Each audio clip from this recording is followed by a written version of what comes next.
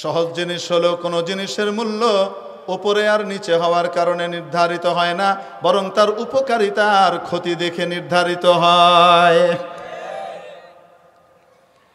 মাটির ভেতরে এমন গুণ আর যোগ্যতা রয়েছে, সামান্য একটা বিচি যদি, একটা বড়া যদি আপনি তার মধ্যে রাখতে পারেন, মাটি তার মধ্যে কারুকার্য চালিয়ে একটি গাছ, এবং সেই গাছ থেকে একটি বিশাল বাগান আপনাকে উপহার দেবে। অপরদিকে আগুনের যোগ্যতা হলো এই সাজানো গোছানো চমৎকার একটি তৈরি সৃষ্টি বাগানকে, সেই বাগানকে ধ্বংস করার জন্যে একপাশে আগুন লাগিয়ে দিলেই কয়েক মিনিটের মধ্যে সব কিছু জ্বালিয়ে পুড়িয়ে ছারখার করে ভস্ম করে দেবে, ঠিক কিনা? তাহলে উপরে থাকলেই দামি আর নিচে থাকলেই কম দামি, এই কথা সত্য না মিথ্যা? বাহ্যিকভাবে তো মনে হয় কথা তো ঠিকই, ঠিক কি ঠিক না? উপরে থাকার কারণেই যদি কোনো জিনিসের দাম হতো, তাহলে শকুন পাখি টাখির ভিতরে সবচেয়ে উপরে থাকে। যত পাখি টাখি আছে এদের ভিতরে সবচেয়ে উপরে কে থাকে? মিস্টার শকুন, গলা ছিলা শকুন। এবং উনি উপরে থাকা সত্ত্বেও উনার নজর কি ভালো খাবারের দিকে না মরা গরুর দিকে? এত উপরে থেকে মরা গরু, বুঝাইতে পারি না। আরে ভাই, আর ঝিনুক কি? ঝিনুক দেখতে খরখরে, অত সুন্দরও না, থাকে নিচে, পানির তলে একদম নিচে থাকে, কিন্তু এই ঝিনুক এভাবে উপর দিকে এসে হাঁ করে তাকিয়ে থাকে আকাশের বৃষ্টি পাওয়ার জন্যে। নিচে থাকলেই অধম, উপরে থাকলেই উত্তম, এটা এই যুক্তিটা কোনো সময় ঠিক হতে পারে না, ঠিক কি ঠিক না? খাতামুল ফুকাহা ওয়াল মুহাদ্দিসিন ইমামুল আসর আল্লামা আনওয়ার শাহ কাশ্মীরি রহমাতুল্লাহ আলাইহির সাথে এক খ্রিস্টান পাদ্রীর মোনাজারা হয়। কার সাথে? খ্রিস্টান পাদ্রীর সাথে। পাদ্রীও বিশাল পাদ্রী, আল্লামা আনোয়ার শাহ কাশ্মীরিও অনেক বড় আলিম, ফটোজেনিক মেমোরির অধিকারী ছিলেন। কোনো কিছু একবার দেখলে একবার শুনলে মুখস্থ হয়ে যেত। নিজেই বলেছেন, अगर किसी मजमून पर सरसरी तौर पर नजर पड़ गई है तो अल्हम्दुलिल्लाह बाकायदे सफहात 15 साल तक याद रह जाता है। কোনো বিষয় যদি ভাষাভাবে পড়ে গেছি, দ্রুত গভীরভাবে পড়ে যায়নি, ওই রকম বিষয় আল্লাহর রহমতে 15 বছর পর্যন্ত পৃষ্ঠা নম্বর, লাইন নম্বর সহকারে মুখস্থ থাকে। এবং এটা শুধু মুখের কথা ছিল না, ক্লাসে যখন উনি পড়াতেন, পড়ানোর সময় যেই কিতাবের উদ্ধৃতি আসতো, রেফারেন্স বুকের যে উদ্ধৃতি দিতেন, সেই উদ্ধৃতি দেখে দেখে না মুখস্থ বলতেই থাকতেন। যখন বলতে থাকতেন তো পৃষ্ঠার পর পৃষ্ঠা বলে যাচ্ছেন, এরকম ছিল। और अगर किसी मजमून पर 2 मरतबा नजर पड़ गई, अल्हम्दुलिल्लाह अब तक तो नहीं भूला हूँ और उम्मीद है खुदावंदे कुद्दूस की जात गिरामी पर कि इंशाअल्लाह मौत तक नहीं भूलूंगा। এত বড় আলিম ছিলেন হযরত আনোয়ার শাহ কাশ্মীরি রহমাতুল্লাহ আলাইহির সাথে মুনাজারা কার? খ্রিস্টান পাদ্রীর। পাদ্রীও ওই রকম পাদ্রী, বাপ রে বাপ, ইংল্যান্ডের সবচেয়ে সেরা পাদ্রী। হিন্দুস্তানকে খ্রিস্টান বানানোর দায়িত্ব দিয়ে তাকে পাঠানো হয়েছে। সে এখানে এসে প্রথমেই হিন্দি এবং উর্দু ভাষায় পাণ্ডিত্য অর্জন করেছে কঠিনভাবে, ভালো কবিও হয়ে গেছে উর্দুতে। এখন মুনাজারার ভিতরে বলছে সে, মাওলানা আনোয়ার শাহ কাশ্মীরি, আপনার ব্যাপারে শুনেছি আপনি জাদরেল আলেম এবং বড় ভাষাবিদও, অতএব আসেন আমার সাথে আপনার মুনাজারার বিতর্ক হবে কাব্যের ভাষায়। আমরা একে অপরকে কাব্য দিয়ে জবাব দেব, প্রশ্ন করব, জবাব দেব। হযরত কাশ্মীর রহমতুল্লাহ আলাইহি বললেন, ওকে, ঠিক আছে। এখন ও বাচ্চা দলিল দেয়। দলিলটা কি বোঝার জন্য আগে বুঝে নেন।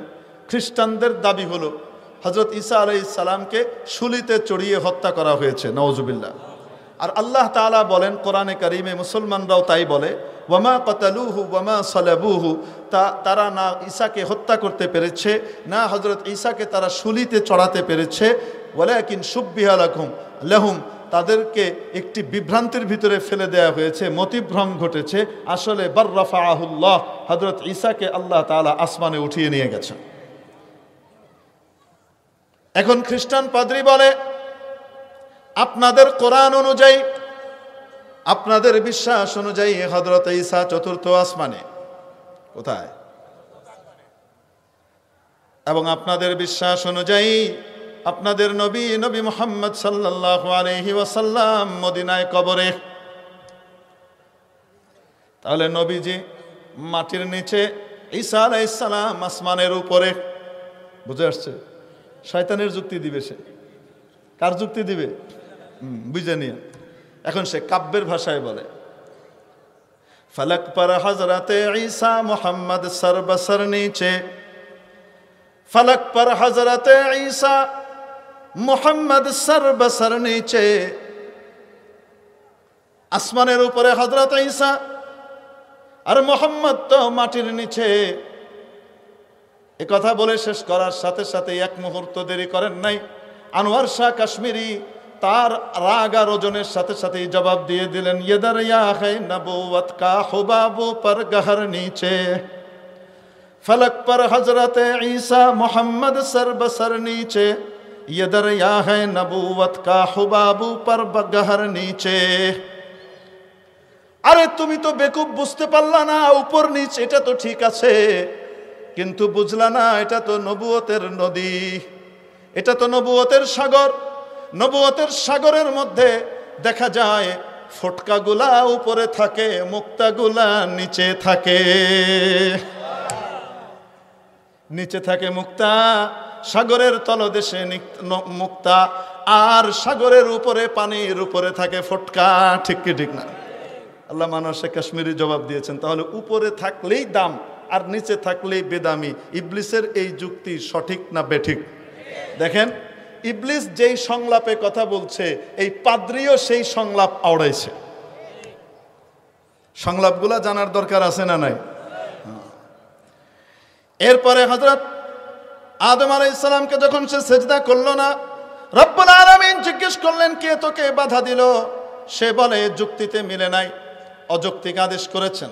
আল্লাহ রব্বুল আলামিন যুক্তির জবাব দেওয়ারও প্রয়োজন মনে করলেন না, কাঠ ধরে বের করে দেন। দেখ, আমার বান্দারাই এগুলার জবাব দেবে, আমি তোর এই জবাব দেওয়ার প্রয়োজনই মনে করি না। ঠিক কি ঠিক না? এজন্যে কোনো ব্যক্তি যদি মুসলিম হয়, নবী বিদ্বেষী না হয়, নবীর সাথে বেয়াদবিকারী না হয়, তার সাথে আমরা বিতর্ক বসতে রাজি আছি। কিন্তু কোনো ব্যক্তি যদি গুস্তাখে রসুল হয়, রসুলকে গালিগালাজ করে, তার জন্য সাজাত রাষ্ট্র তার কল্লা উড়াবে, এইটা কার্যকর করতে হবে। এর সাথে মুনাজারা বিতর্কে বসার কোনো সুযোগই নাই। এরকম লোকের আমরা উত্তরই দিব। বুঝাইতে পারি নাই মনে হয়?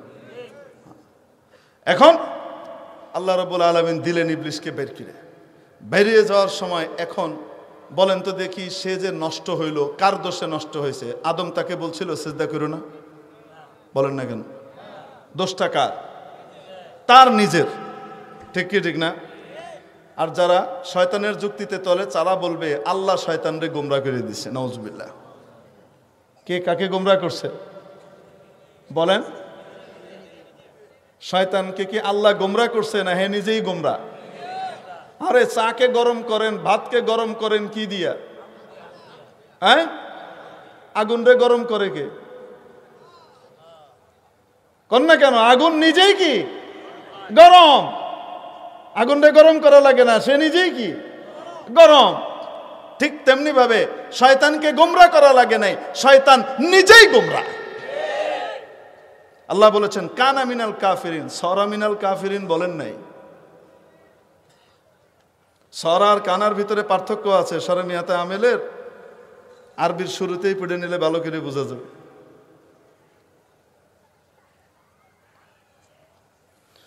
অবশ্য আমার কপাল, পড়ার পর থেকে এই পর্যন্ত পড়ানোর তৌফিক এই কিতাব আর হইল না। কানা সরার পার্থক্য আছে না নাই? কানা যাইদুন আলিমান, সরা যাইদ কানা যাইদুন জাহিলান, বরং সরা যাইদুন জাহিলান। কানা যাইদুন জাহিলান, সরা যাইদুন আলিমান। জাহেল থেকে এখন কি হয়েছে? আলেম হয়েছে। এক অবস্থার থেকে আরেক অবস্থায় গেলে এটারে কি কয়? সর। আর যদি যেটা ছিল হেডাই যদি কয় তো তাহলে কানা। তো আল্লাহ তাআলা কি বলছেন? সরা মিনাল কাফিরিন না কানা মিনাল কাফিরিন? তো শয়তান এখনো কাফের, আগেও কাফের আছে।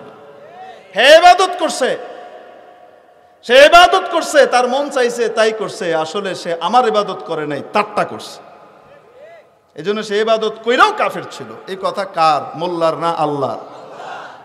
এখন সে যে গোমরাহ হয়েছে, এটা কি আদম গোমরাহ করছে? বলেন না কেন? তার মায়ের খাওয়ার কারণ, আল্লাহর কাছ থেকে সে যে দূরীভূত হয়েছে, এটার কারণ কি আদম না সে নিজে?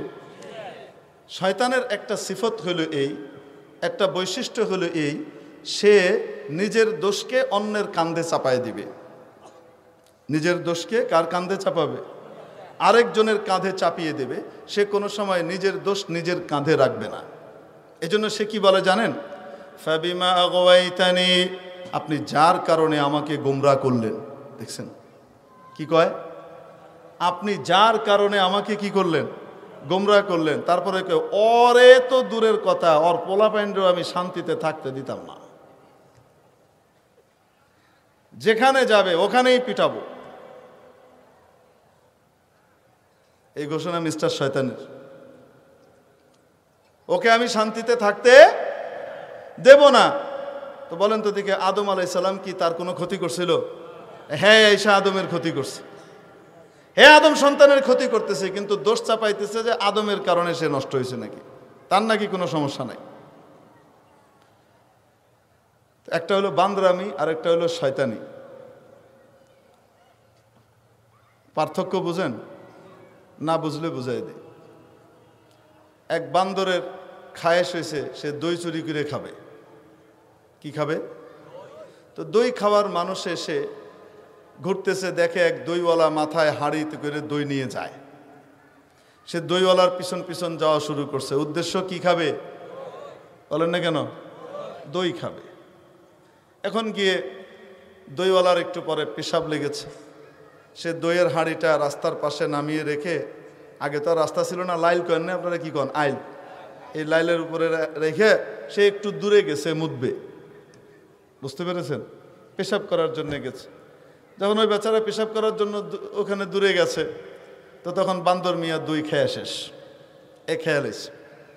তো এটা ছিল বান্দরামি, আরেকজনের দই খেয়ে ফেলা। ঠিক কি ঠিক না? বান্দরামি করেছে। তো খাওয়া দাওয়ার পরে যে দই কিছু আরো লেগে রয়েছে আশপাশে হাঁড়িতে, চাইটা পিঠে, এগুলাকে হাতে কাঁচায় মুছায় নিছে।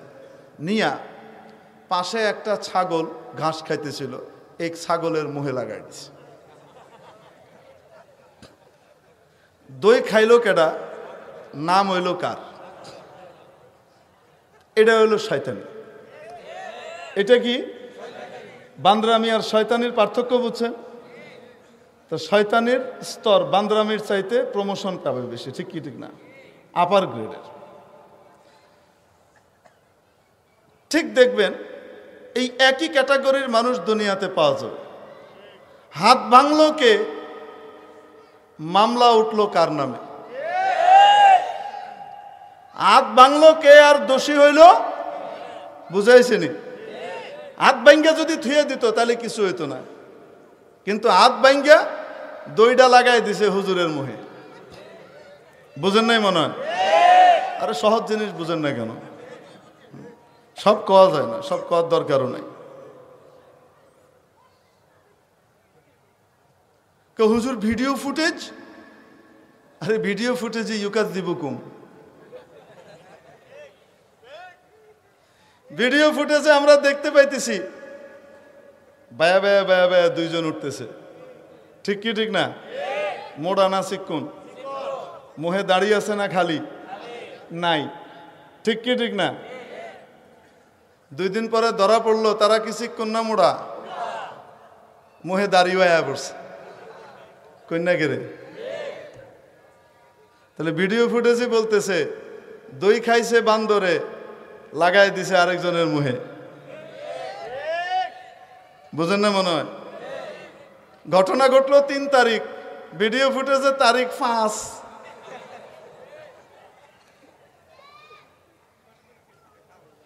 ভিডিওর ভিতরে 2 কুতুবরে শুধু উঠতেই দেখা গেল, নামারটা কই? কন্যা গেরে। আসেন আমরা আদম আলাইহিস সালামের কাছে চলে যাই। শয়তান মিয়া এখন বলতেছে, যার কারণে আপনি আমাকে গোমরাহ করলেন লাআকউদান্না লাহুম, আমি ওদের লেগে বইয়া থাকবো রাস্তায় ওৎপাইতা। আপনার সিরাতাকাল মুস্তাকিম, আপনার যে সোজা রাস্তা আছে ওই রাস্তায় আমি বইয়া থাকবো, আমি দেখবো ওই রাস্তা দিয়ে ওরা যায় কেমনে, অগরে আমি ঘুরাইয়া জাহান্নামের রাস্তায় নিবই নিব। লাআকউদান্না লাহুম, অবশ্যই অবশ্যই আমি বসে থাকবো আপনার সোজা রাস্তায়। আর এরপরে কি করব জানেন? যদি আমারে ফাঁকি দিয়ে আমার কথা না শুনে জায়গা হুজুরগো কথা শুনে বেঁচে গেছে গা, ধরতে চাইছিলাম হুজুরগো কথা শুনে নবীর কথা শুনে বেঁচে গেছে গা, তো তাহলে আমি কিন্তু ছেড়ে দিব না। থুম্মা লাআতিয়ান্নাহুম মিন বাইনি আইদিহিম, আমি সামনে দিয়ে এসে হামলা করব। ওয়ামিন খালফিহিম, ওদের পেছন থেকে এসে হামলা করব। ওয়ান আইমানিহিম, তাদের ডান দিক থেকে এসে হামলা করব। ওয়ান শামাইলিহিম, ওদের বাম দিক থেকে আক্রমণ করব। সামনে পেছন ডান বাম চতুর্দিক থেকে আমি হামলা করেই যাব, ওদেরকে আমি জাহান্নামের পথে নেবই নেব। এই ঘোষণা কার? কার? শয়তানের। ঠিক তেমনি ভাবে বেশি কথা বলবেন সাবধান, চুপ করে থাকবেন, ঘরে বসে থাকবেন, বাইরে এলে টেঙ্গি বেঙ্গে দিব। মিলে? আরে মিলে না? মিলে না? তারপর চলেন, আদম আলাইহিস সালাম দুনিয়াতে চলে আসলেন। সুবহানাল্লাহ বলবেন না? আসার পরে এবার আদম আলাইহিস সালামের বাচ্চা কাচ্চা না হইলে আমরা হইতাম নি? বলেন না কেন? ওনার যে বাচ্চাগুলা হইতেছে এই বাচ্চাগুলা সব আপন ভাই বোন, ঠিক কিনা? আপন ভাই বোনের মধ্যে বিয়ে করা হালাল না হারাম? তো তাহলে বিয়ে হইব কেমনে, আমরা বাইরবো কেমনে? বুঝেন নি? বুঝেন নাই? আল্লাহ তাআলা একটা নিয়ম করে দিলেন। কি নিয়ম? সিস্টেম করলেন। আমাদের আম্মা জান প্রতি বছরে 2 জন করে সন্তান দিতেন। কয়জন? 2 জন যমজ সন্তান হইতো, একটা ছেলে একটা মেয়ে। আল্লাহ তাআলা এইভাবেই পাঠাতেন, একটা ছেলে আরেকটা মেয়ে। এখন তাদের ভিতরে বিয়ে সাময়িকভাবে বৈধ করার জন্যে আল্লাহ তাআলা কি করলেন? একটা নিয়ম করে দিলেন। সেটা হলো এই, যেই ভাই তার বোনের সাথে মায়ের পেটে একসাথে ছিল, তারা 2 জন আপন ভাই বোন, তাদের মধ্যে বিয়ে হবে না। এর বিপরীতের সাথে হইতে হবে। যারা একসাথে ছিল না মায়ের পেটে, তাদের মধ্যে বিয়ে হইতে পারে। যারা একসাথে ছিল সেই 2 জনের মধ্যে বিয়ে হবে। বিধানটা দেখেছেন? সাধারণ বিধান না অসাধারণ? বলেন না কেন? অসাধারণ বিধান। এখন এই ব্যাখ্যা, আল্লাহর বিধানের ব্যাখ্যা দেন কে? নবী রাসূল। ঠিক কি ঠিক না? আদম আলাইহিস সালাম ব্যাখ্যা দিলেন। এখন আদম আলাইহিস সালামের 2 ছেলে হলো। এক ছেলের নাম হাবিল, আরেক ছেলের নাম কাবিল। হাবিলের সাথে যেই বোন হলো সে তুলনামূলক কম সুন্দরী, আর কাবিলের সাথে যেই মেয়ে হলো, কাবিলের বোন, সে হলো অনিন্দ সুন্দরী। এখন বলেন, কাবিল তার সহোদরা বোনকে বিয়ে করতে পারবে? বলেন না কেন? পারবে? পারবে না। কাবিল কয় না, আমি ওরে বিয়ে করব। আদম আলাইহিস সালাম বলেন, আরে পাগল কোথাকার, এটা তো হারাম। তোমার সাথে যে হয়েছে তাকে বিয়ে করবে হাবিল, আর তুমি হাবিলের সাথে যে হয়েছে তাকে বিয়ে করবা। আমি মানি না। এই ব্যাখ্যা আপনার। এগুলো আল্লাহ বলেন। আমি কি আল্লাহকে কম মানি নাকি? আমি কি আল্লাহকে কম মানি নাকি? এই সমস্ত ব্যাখ্যা কার? আপনার। আপনি হাবিলরে বেশি পছন্দ করেন, আমারে দেখতে পারেন না, এজন্য এখন আপনি হাবিলের লগে সুন্দরীটা বিয়ে করার ব্যবস্থা করে দিচ্ছেন। আপনি একটা আইন ঘুরাই এনে দিচ্ছেন। আরে বুঝছেন নি? এটা যখন বলতেছে, আদম আলাইহিস সালাম দেখে খাইছে, রে এটা তো পাগলামি মার্কা কথাবার্তা কইতেছে, এটারে কেমনি ঠিক করা যায়? দেখবেন বর্তমান আমলেও যারা আসলে আল্লাহকে অস্বীকার করে, তারা কোনো সময় বলে না যে আমি আল্লাহকে মানি না, কোরআনকে মানি না। বরং তারা দেখায় আল্লাহকে, রসুলকে, কোরআনকে তারা সবচেয়ে বেশি মানে। তারা সঠিক ইসলাম মানে। ইসলাম মানে শান্তি, শান্তির ধর্ম তারা মানে। তারা কোনো রকমের মিছিল মিটিংয়ে যাইতে রাজি নেই। বুঝেন কি বুঝেন না? এই টাইপের কথাবার্তা তারা বলবে। তবে আমি আল্লাহকে মানি, কিন্তু হুজুররা যে ব্যাখ্যা দেয় কোরআনের সেটা মানি না। হুজুররা কোরআন কি বোঝে? হুজুররা কি কোরআন বোঝে? হুজুর তো মাদ্রাসায় গেছে পিঠা খাইতে খাইতে। আর আমি পিঠা না খাইয়ে বাড়ির ভিতরে বসে আলিফ বা তাসা জিম হা খা পেড়ে ফেলছি, তাই না? হুজুররা কি বুঝে? এগুলো বুঝবুদ্ধির লোকের কথা না।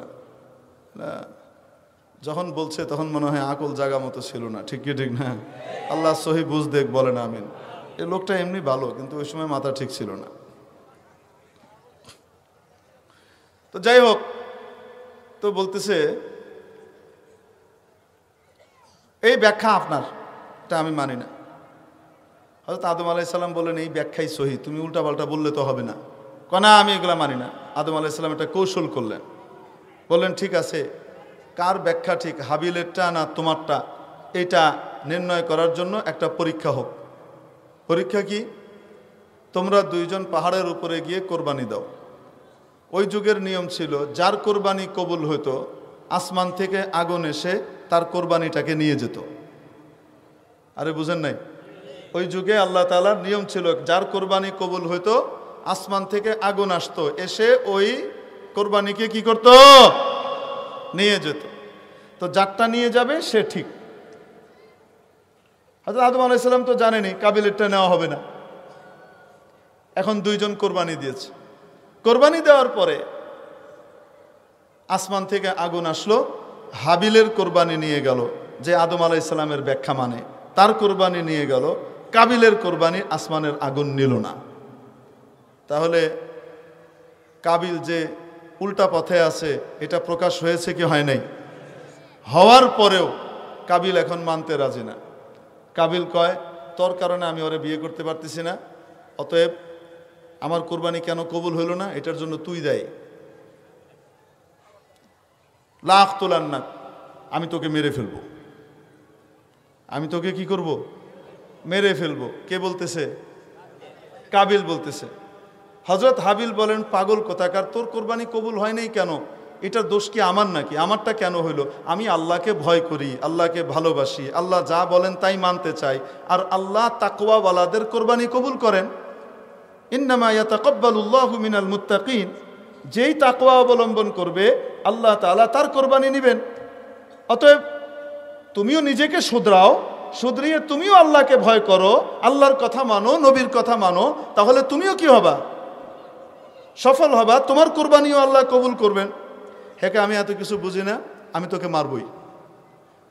হযরত হাবিল রাদিয়াল্লাহু তাআলা আনহু বলতেছেন, যদি তুমি আমাকে মারতে চাও, আমার দায়িত্ব ছিল তোমাকে বোঝানো। তুমি আমাকে মারার জন্য হাত বাড়াইলেও আমি তোমাকে মারার জন্য হাত বাড়াবো না। আমার দায়িত্ব ছিল তোমাকে সঠিক কথা বলে দেওয়া। মানা না মানা, মানানো এটা আমার দায়িত্ব না। লাস্তা আলাইহিম বিমুসাইতির, আমি দারোগা না যে তোমার পিটাই পিটাই মানাবো।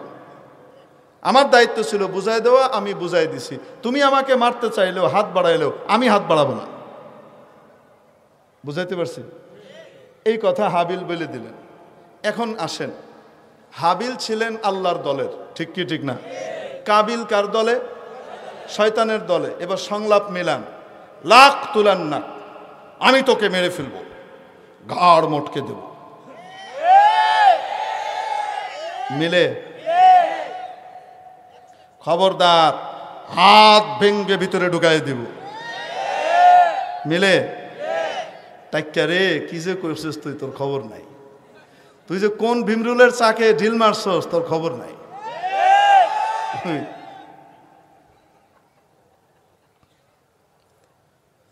আল্লাহু আকবার। আল্লাহ হেদায়েত নসিব করেন বলে আমিন। মিলে কি মিলে না? আলেমরা বলেন, ওদিকে কিছু হলুদ সাংবাদিক আছে না নাই? কিছু ভালো আছে, কিছু শয়তানও আছে। শয়তানগুলা কি চাইতেছে? সরকার আর মাওলানা সাহেবরা মারামারি কেন করে না? সরকার কেন এখনো মাওলানা সাহেবদের কি পিটাচ্ছে না? আমরা হাতটা ভেঙে দিলাম, কলজায় আঘাত দিলাম, তারপরেও দই লাগাই দিলাম হুজুর গো গায়ে, তারপরেও সরকার হুজুর করে পিটায় না। ব্যাপারটা কি? আরে বুঝে আসছে না? আসে নাই? মাননীয় স্বরাষ্ট্রমন্ত্রী আলেম ওলামার সাথে আলাপ আলোচনা করার পরে প্রেস ব্রিফিংয়ের ভিতরে সুন্দরভাবে বলছেন, সুন্দর আলোচনা হয়েছে, তাদের অনেক কথা আমরা শুনেছি এবং বুঝতে পেরেছি তাদের কথাগুলো, এবং আমরা একটা সুন্দর সমাধানে ইনশাল্লাহ পৌঁছতে পারবো। এরা যখন দেখে খাইছে রে, এরা কি কইতেছে, তার মানে কি আপনারা নতজানু হয়ে গেছেন, আপনারা তাদের কাছে নতি স্বীকার করেছেন মাননীয় মন্ত্রী, এটাই তো বলতে চান, মানে আপনারা আর করবেন না। দেখছেন নি, মাননীয় মন্ত্রীর চাইতেও শেখ সাহেবের ভালোবাসা এদের বেশি। প্রধানমন্ত্রী কেন মৌলানা সাহেবদেরকে পিটাইতেছে না, এজন্য তাদের গায়ে জ্বালা পড়া শুরু হয়ে গেছে। তার মানে প্রধানমন্ত্রীর চাইতেও প্রধানমন্ত্রীর বাবার জন্য মায়া এদের বেশি। তো বোঝা গেল মায়ের চাইতে মাসির দরদ যখন বেশি হয়, দাল মে কুছ কালা হ্যায়। এরা হলো ওই শক্তি যারা বঙ্গবন্ধুকে এদেশে 5টা বছর আরামে থাকতে দেয় নাই, গোটা দেশটাকে জালুত জালুত জালুত জালুত করে অগ্নিগর্ভে পরিণত করেছিল, ঠিক কি ঠিক না? এরা ওই শক্তি যারা নাকি আজকে ভুল পাল্টিয়ে আপনার দলে আর ওর দলে এদিক ওদিক যোগদান করে পিঠ বাঁচাচ্ছে, যারা ওই সময় বলেছিল শেখ সাহেবের চামড়া দিয়ে ডুগডুগি বাজাবে, ঠিক কি ঠিক না? এরা ওই শক্তি যারা নাকি শেখ সাহেবের হত্যার ইন্তেকালের পরে ট্যাঙ্কের উপরে উঠে নাচানাচি করেছিল, ঠিক কি ঠিক না?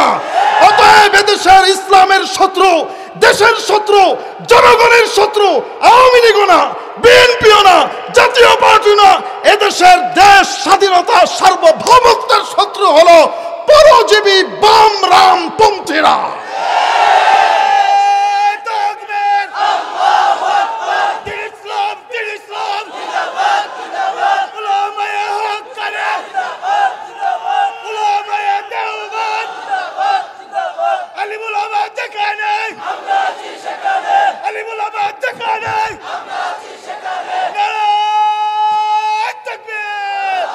তাহলে ভালো করে বুঝে নেন, এদেশের শত্রু কারা? বাম রামপন্থীরা। কারা? মুখস্থ করে নেবেন। এই শক্তি 2 দলের ভিতরেই ঢুকেছে, মনে করেন না যে এক দলে আছে। যেগুলো ঢুকতে পারে নাই সেগুলো বাইরে কোনো মতে চামড়া বাছাইয়া চলতেছে। আরেক দলে ঢুকে নাই, বুড়া ডেন্ডুরা কি কয়, আলেম ওলামারে নসিহত করে, হুজুরদের কেটে সংশোধন করা দরকার। কবরে গেছে গা এক ঠ্যাং আর এক ঠ্যাং বাইরে, কোন সময় টান মারে আজরাইল আলাইহিস সালাম ঠিক নাই, আবল তাবল বকে। এরা চায় দেশ অস্থিতিশীল হোক, এদেশে ইসলাম নিপাত যাক। এরা এই জিনিসের এজেন্ডার বাস্তবায়নের জন্য এদেশের ভিতরে কাজ করে যাচ্ছে। আমি মনে হয় বুঝাতে পারি নাই আপনাদেরকে। তাহলে এদেশের শত্রু কারা চিনতে পেরেছেন? আরো আসতে বলেন, চিনতে পেরেছেন? গায়ে কিন্তু আগুন লাগতেছে, আমার উপরে যে খেপা খেপবো চিন্তা করেন না। কালকেই বলবে এই হুজুর উগ্রবাদী, কঠিন কথা বলে, খুঁজে দেখেন কোনো জঙ্গি কানেকশন মনে হয় আছে, খোঁজ গিয়া যা, খুঁজ যা দেখ যা, গোড়ার ডিম কোথায়। আল্লাহ হেদায়েত করুক, বলেন আমিন। আমরা দোয়া করি মাওলা এদেরকে হেদায়েত দিয়ে দাও, বলি আমিন। অনেক চেষ্টা করছে মাননীয় স্বরাষ্ট্রমন্ত্রীকে হুজুরদের বিরুদ্ধে বক্তব্য দেওয়ানোর জন্য ব্যবস্থা করতে। আল্লাহর রহমত, স্বরাষ্ট্রমন্ত্রী কি ওদের মতো এরকম বেকুব যে মনে করছে গুতা মারলে উনি খেয়ে ভেজে বলছেন? পারে নাই, খুব গায়ে জ্বালা, লাফালাফি করছে, এখনো খুব চেষ্টা করে যাচ্ছে কোনো মতে হুজুরদের সাথে লাগানো যায় কিনা। আর হুজুরদের ভাষা কি খেয়াল করে দেখেন, হুজুরদের ভাষা কি? আমাদের দায়িত্ব বলে দেওয়া, হাবিল রাদিয়াল্লাহু আনহুর ভাষার মতো। আমার দায়িত্ব তোমাকে বলে দেওয়া, তুমি যদি পিটাপিটি করতে আসো তুমি যদি তারপরে ওই সমস্ত জিনিস লাগাইতে যাও, আমার দায়িত্ব না তোমাকে এই সমস্ত জিনিসে পিটাপিটি করা। অতএব আমরা হাত বাড়াবো না, তোমরা লাগাও। মামুনুল হক সাহেব তো এই কথাটাই কইছে, কি সমস্যা করছে?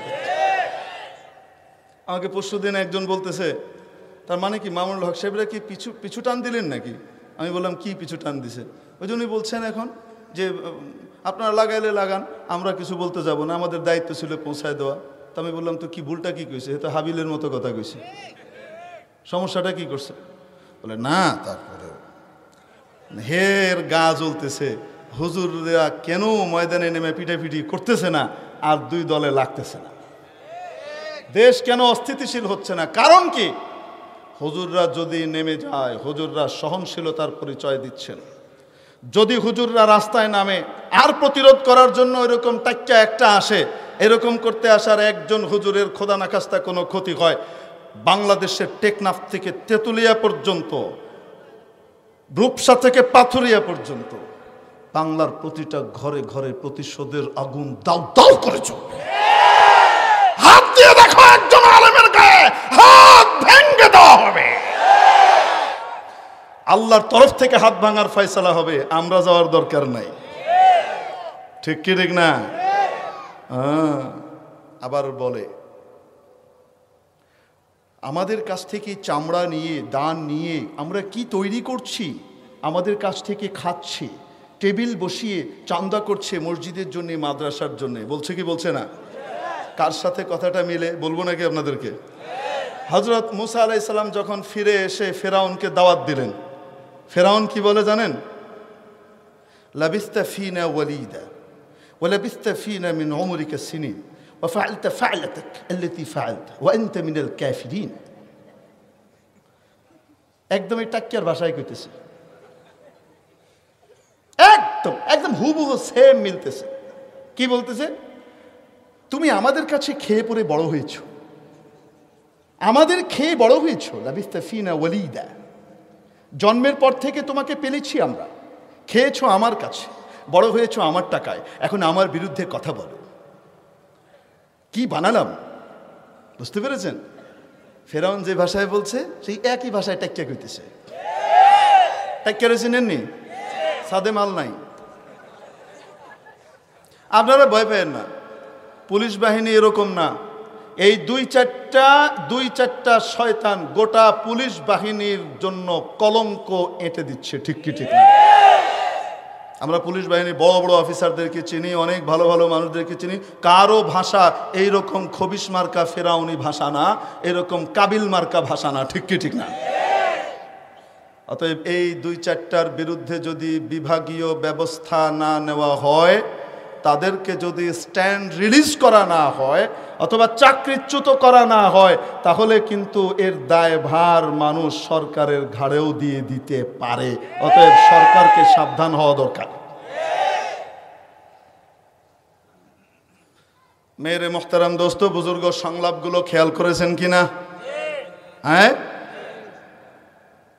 সময় নাই, সংলাপ পড়াইতে গেলে শুধু এই সংলাপের উপরে কথা বললে 2-3 ঘন্টা লাগবে। কারণ কোরআন শরীফের এক একটা বলতে থাকবো আর দুনিয়ার একটা করে মিলাইতে থাকবেন। আপনারা দেখবেন নিজেরাই মিলাবেন, আমাদের কিছু করার দরকার নাই।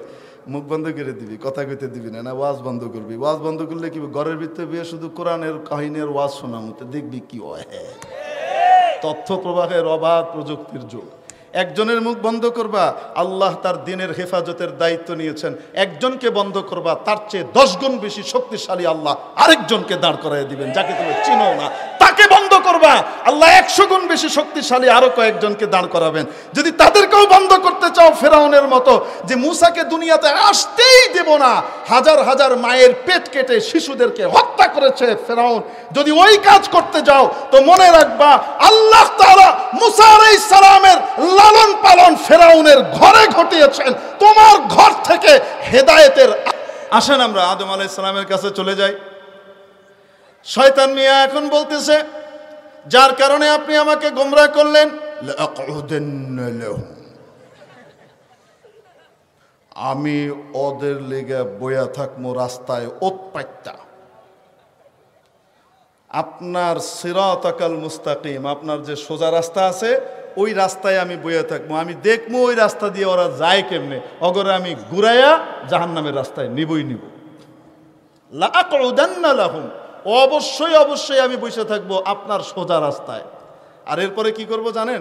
যদি আমারে ফাঁকি দিয়ে আমার কথা না শুনে জায়গা হুজুর্গ কথা শুনে বেঁচে গেছে গা, ধরতে চাইছিলাম হুজুর্গ কথা শুনে নবীর কথা শুনে বেঁচে গেছে গা, তো তাহলে আমি কিন্তু ছেড়ে দিব না। থুম্মা লাআতিয়ান্নাহুম মিন বাইনি আইদিহিম, আমি সামনে দিয়ে এসে হামলা করব। ওয়ামিন খালফিহিম, ওদের পেছন থেকে এসে হামলা করব। ওয়ান আইমানিহিম, তাদের ডান দিক থেকে এসে হামলা করব। ওয়ান শামাইলিহিম, ওদের বাম দিক থেকে আক্রমণ করব। সামনে পেছন ডান বাম চতুর্দিক থেকে আমি হামলা করেই যাব, ওদেরকে আমি জাহান্নামের পথে নেবই নেব। এই ঘোষণা কার? কার? শয়তানের। ঠিক তেমনি ভাবে বেশি কথা বলবেন সাবধান, চুপ করে থাকবেন, ঘরে বসে থাকবেন, বাইরে এলে টেঙ্গি বেঙ্গে দিব। মিলে আরে মিলে না, মিলে না। তারপর চলেন, আদম আলাইহিস সালাম দুনিয়াতে চলে আসলেন। সুবহানাল্লাহ বলবেন না? আসার পরে এবার আদম আলাইহিস সালামের বাচ্চা কাচ্চা না হইলে আমরা হইতাম নি? বলেন না কেন? ওনার যে বাচ্চাগুলা হইতেছে এই বাচ্চাগুলা সব আপন ভাই বোন, ঠিক কিনা? আপন ভাই বোনের মধ্যে বিয়ে করা হালাল না হারাম? তো তাহলে বিয়ে হইব কেমনে, আমরা বাইরবো কেমনে? বুঝেন নি? বুঝেন নাই? আল্লাহ তাআলা একটা নিয়ম করে দিলেন। কি নিয়ম? সিস্টেম করলেন। আমাদের আম্মা জান প্রতি বছরে 2 জন করে সন্তান দিতেন। কয়জন? 2 জন যমজ সন্তান হইতো, একটা ছেলে একটা মেয়ে। আল্লাহ তাআলা এইভাবেই পাঠাতেন, একটা ছেলে আরেকটা মেয়ে। এখন তাদের ভিতরে বিয়ে সাময়িকভাবে বৈধ করার জন্যে আল্লাহ তাআলা কি করলেন? একটা নিয়ম করে দিলেন। সেটা হলো এই, যেই ভাই তার বোনের সাথে মায়ের পেটে একসাথে ছিল, তারা 2 জন আপন ভাই বোন, তাদের মধ্যে বিয়ে হবে না। এর বিপরীতের সাথে হইতে হবে। যারা একসাথে ছিল না মায়ের পেটে, তাদের মধ্যে বিয়ে হইতে পারে। যারা একসাথে ছিল সেই 2 জনের মধ্যে বিয়ে হবে। বিধানটা দেখেছেন? সাধারণ বিধান না অসাধারণ? বলেন না কেন? অসাধারণ বিধান। এখন এই ব্যাখ্যা, আল্লাহর বিধানের ব্যাখ্যা দেন কে? নবী রাসূল। ঠিক কি ঠিক না? আদম আলাইহিস সালাম ব্যাখ্যা দিলেন। এখন আদম আলাইহিস সালামের 2 ছেলে হলো। এক ছেলের নাম হাবিল, আরেক ছেলের নাম কাবিল। হাবিলের সাথে যেই বোন হলো সে তুলনামূলক কম সুন্দরী, আর কাবিলের সাথে যেই মেয়ে হলো, কাবিলের বোন, সে হলো অনিন্দ্য সুন্দরী। এখন বলেন, কাবিল তার সহোদরা বোনকে বিয়ে করতে পারবে? বলেন না কেন? পারবে? পারবে না। কাবিল কয় না, আমি ওরে বিয়ে করব। আদম আলাইহিস সালাম বলেন, আরে পাগল কোথাকার, এটা তো হারাম। তোমার সাথে যে হয়েছে তাকে বিয়ে করবে হাবিল, আর তুমি হাবিলের সাথে যে হয়েছে তাকে বিয়ে করবা। আমি মানি না। এই ব্যাখ্যা আপনার। এগুলো আল্লাহ বলেন। আমি কি আল্লাহকে কম মানি নাকি? আমি কি আল্লাহকে কম মানি নাকি? এই সমস্ত ব্যাখ্যা কার? আপনার। আপনি হাবিলরে বেশি পছন্দ করেন, আমারে দেখতে পারেন না, এজন্য এখন আপনি হাবিলের লগে সুন্দরীটা বিয়ে করার ব্যবস্থা করে দিচ্ছেন। আপনি একটা আইন ঘুরাই এনে দিচ্ছেন। আরে বুঝছেন নি? এটা যখন বলতেছে, আদম আলাইহিস সালাম দেখে খাইছে, রে এটা তো পাগলামি মার্কা কথাবার্তা কইতেছে, এটারে কেমনি ঠিক করা যায়? দেখবেন বর্তমান আমলেও যারা আসলে আল্লাহকে অস্বীকার করে, তারা কোনো সময় বলে না যে আমি আল্লাহকে মানি না, কোরআনকে মানি না। বরং তারা দেখায় আল্লাহকে, রসুলকে, কোরআনকে তারা সবচেয়ে বেশি মানে। তারা সঠিক ইসলাম মানে। ইসলাম মানে শান্তি, শান্তির ধর্ম তারা মানে। তারা কোনো রকমের মিছিল মিটিংয়ে যাইতে রাজি নেই। বুঝেন কি বুঝেন না? এই টাইপের কথাবার্তা তারা বলবে। তবে আমি আল্লাহকে মানি, কিন্তু হুজুররা যে ব্যাখ্যা দেয় কোরআনের সেটা মানি না। হুজুররা কোরআন কি বোঝে? হুজুররা কি কোরআন বোঝে? হুজুর তো মাদ্রাসায় গেছে পিঠা খাইতে খাইতে, আর আমি পিঠা না খাইয়ে বাড়ির ভিতরে বসে আলিফ বা তাসা জিম হা খা পড়ে ফেলছি, তাই না? হুজুররা কি বুঝে? এগুলো বুঝবুদ্ধির লোকের কথা না। যখন বলছে তখন মনে হয় আকল জাগা মতো ছিল না। ঠিক কি ঠিক না? আল্লাহ সহি বুঝ দেখ, বলে না আমিন। এই লোকটা এমনি ভালো, কিন্তু ওই সময় মাথা ঠিক ছিল না। তো যাই হোক, তো বলতেছে এই ব্যাখ্যা আপনার, এটা আমি মানি না। হযরত আদম আলাইহিস সালাম বললেন, এই ব্যাখ্যাই সহি, তুমি উল্টাপাল্টা বললে তো হবে না। না, আমি এগুলা মানি না। আদম আলাইহিস সালাম একটা কৌশল করলেন। বললেন, ঠিক আছে, কার ব্যাখ্যা ঠিক, হাবিলেরটা না তোমারটা, এটা নির্ণয় করার জন্য একটা পরীক্ষা হোক। পরীক্ষা কি? তোমরা 2 জন পাহাড়ের উপরে গিয়ে কোরবানি দাও। ওই যুগের নিয়ম ছিল, যার কোরবানি কবুল হতো আসমান থেকে আগুন এসে তার কোরবানিটাকে নিয়ে যেত। আরে বুঝেন নাই? ওই যুগে আল্লাহ তাআলার নিয়ম ছিল, যার কোরবানি কবুল হতো আসমান থেকে আগুন আসতো, এসে ওই কোরবানিকে কি করত? নিয়ে যেত। তো যারটা নিয়ে যাবে সে ঠিক। হযরত আদম আলাইহিস সালাম তো জানেনই কাবিলেরটা নেওয়া হবে না। এখন 2 জন কোরবানি দিয়েছে। কোরবানি দেওয়ার পরে আসমান থেকে আগুন আসলো, হাবিলের কোরবানি নিয়ে গেল, যে আদম আলাইহিস সালামের ব্যাখ্যা মানে, তার কোরবানি নিয়ে গেল। কাবিলের কোরবানি আসমানের আগুন নিল না। তাহলে কাবিল যে উল্টা পথে আছে এটা প্রকাশ হয়েছে কি হয় নাই? হওয়ার পরেও কাবিল এখন মানতে রাজি না। কাবিল কয়, তোর কারণে আমি ওরে বিয়ে করতে পারতেছি না, অতএব আমার কোরবানি কেন কবুল হইল না, এটার জন্য তুই দায়ী। লাখ তোলার না, আমি তোকে মেরে ফেলবো। আমি তোকে কি করব? মেরে ফেলবো। কে বলতেছে? কাবিল বলতেছে। হযরত হাবিল বলেন, পাগল কোথাকার, তোর কোরবানি কবুল হয় নাই কেন? এটার দোষ কি আমার নাকি? আমারটা কেন হইল? আমি আল্লাহকে ভয় করি, আল্লাহকে ভালোবাসি, আল্লাহ যা বলেন তাই মানতে চাই, আর আল্লাহ তাকওয়াওয়ালাদের কোরবানি কবুল করেন। ইন্নামা ইয়াতাকাব্বালুল্লাহু মিনাল মুত্তাকিন, যেই তাকওয়া অবলম্বন করবে আল্লাহ তাআলা তার কোরবানি নেবেন। অতএব তুমিও নিজেকে শুধরাও, শুধরিয়ে তুমিও আল্লাহকে ভয় করো, আল্লাহর কথা মানো, নবীর কথা মানো, তাহলে তুমিও কি হবা? সফল হবা, তোমার কোরবানিও আল্লাহ কবুল করবেন। হেকে আমি এত কিছু বুঝি না, আমি তোকে মারবই। হযরত হাবিল রাদিয়াল্লাহু তাআলা আনহু বলতেছেন, যদি তুমি আমাকে মারতে চাও, আমার দায়িত্ব ছিল তোমাকে বোঝানো। তুমি আমাকে মারার জন্য হাত বাড়াইলেও আমি তোমাকে মারার জন্য হাত বাড়াবো না। আমার দায়িত্ব ছিল তোমাকে সঠিক কথা বলে দেওয়া। মানা না মানা, মানানো এটা আমার দায়িত্ব না। লাস্তা আলাইহিম বিমুসাইতির, আমি দারোগা না যে তোমার পিটায় পিটায় মানাবো। আমার দায়িত্ব ছিল বুঝাই দেওয়া, আমি বুঝাই দিছি। তুমি আমাকে মারতে চাইলেও, হাত বাড়াইলেও আমি হাত বাড়াবো না। বুঝাইতে পারছি? এই কথা হাবিল বলে দিলেন। এখন আসেন, হাবিল ছিলেন আল্লাহর দলের, ঠিক কি ঠিক না? কাবিল কার দলে? শয়তানের দলে। এবার সংলাপ মিলান, লাখ তুলান না, আমি তোকে মেরে ফেলবো, ঘাড় মটকে দেব। মিলে? খবরদার, হাত ভেঙ্গে ভিতরে ঢুকাই দিব। মিলে? টাইক্কা রে, কি যে করছিস তুই, তোর খবর নাই। তুই যে কোন ভীমরুলের চাকে ঢিল মারছস, তোর খবর নাই।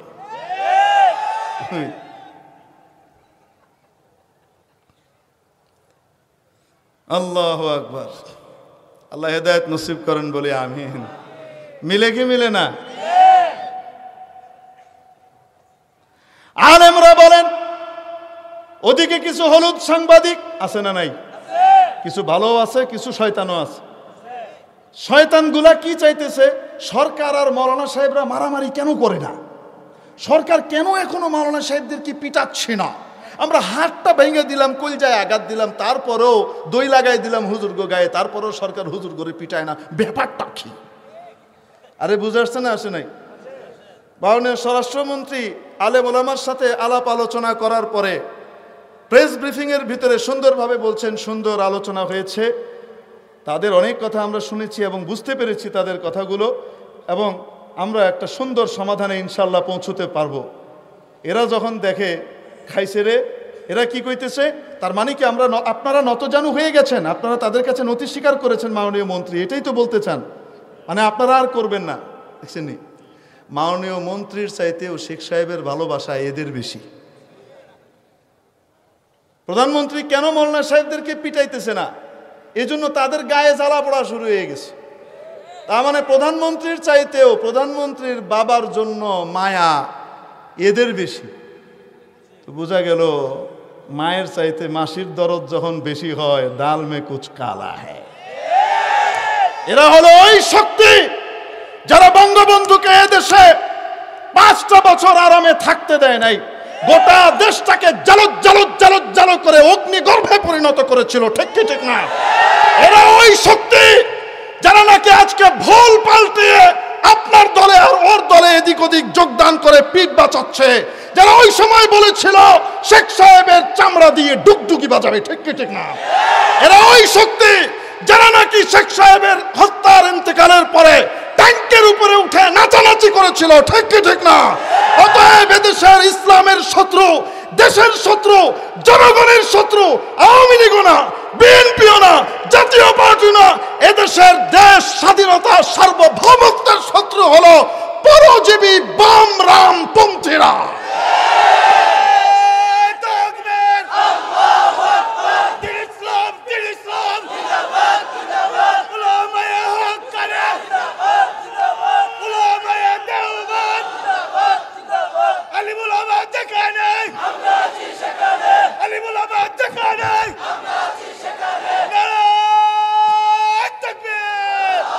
তাহলে ভালো করে বুঝে নেন, এদেশের শত্রু কারা? বামরামপন্থীরা।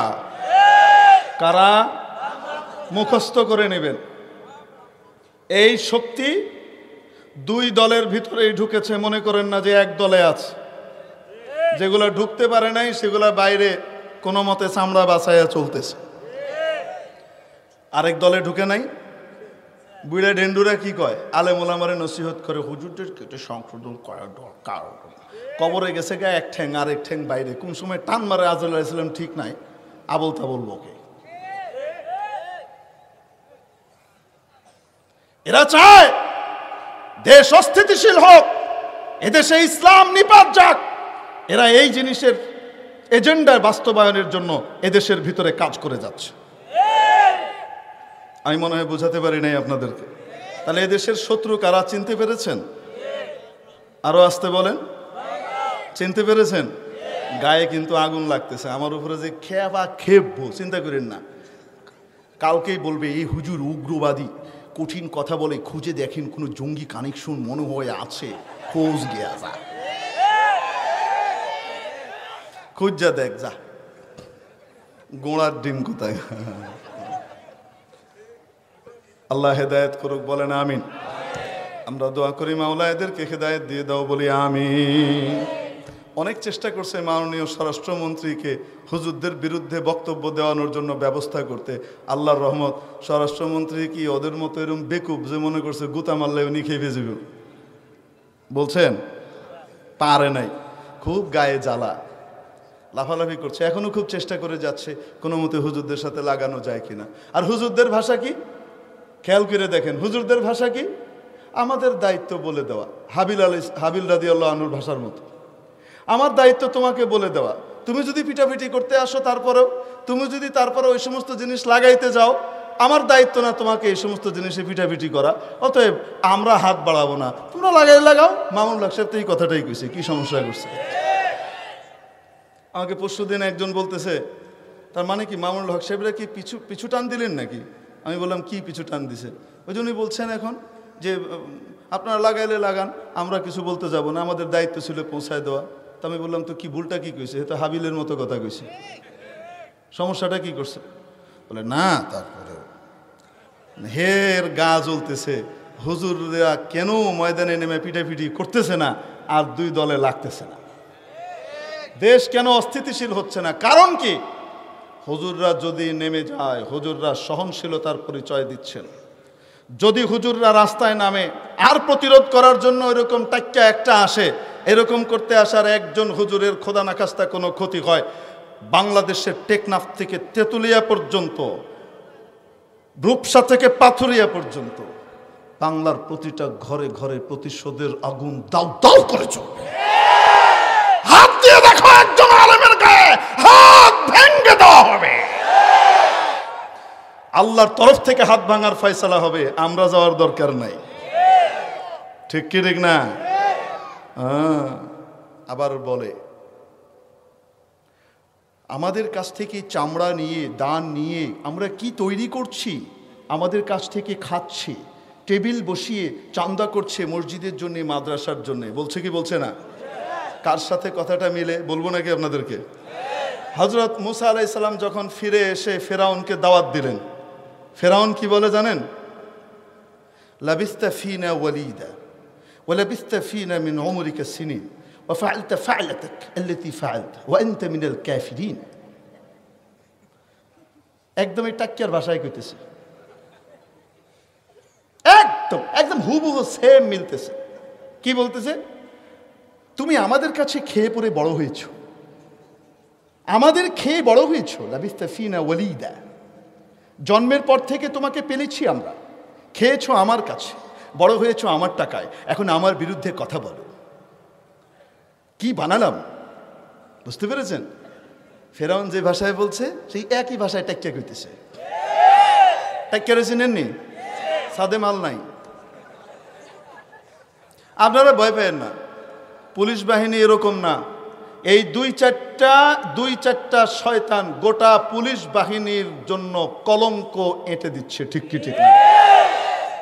আমরা পুলিশ বাহিনী বড় বড় অফিসারদেরকে চিনি, অনেক ভালো ভালো মানুষদেরকে চিনি, কারো ভাষা এইরকম খবিশ মার্কা ফেরাউনি ভাষা না, এরকম কাবিল মার্কা ভাষা না। ঠিক কি ঠিক না?